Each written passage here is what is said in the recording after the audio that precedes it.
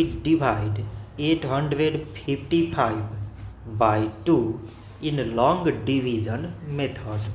So 2 times 4 is 8. On subtracting we get 0.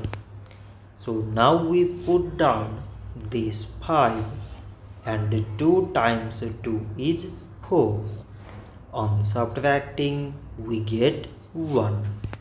So again we put down this 5 and it is 15. So 2 times 7 is 14. On subtracting we get 1. So now this 1 is less than 2 and there is no other number to put it down. So we take here decimal so that we put 0. So now it is 10 and 2 times 5 is 10. On subtracting we get 0.